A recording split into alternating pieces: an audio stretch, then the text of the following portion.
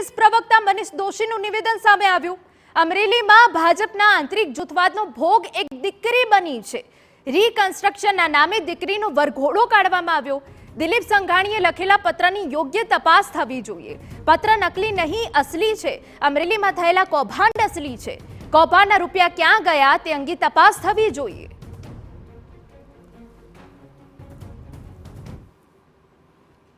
असली है, लूटनो कारोबार असली है, तो पछी शा माटे आ दबावो छो? अने आ पैसा क्या कमलम में जता था? गांधीनगर में कोण आकाने आ पैसा मळता था? एनी तपास करवाने बदले मासूम दीकरी पर पटावारी करो छो।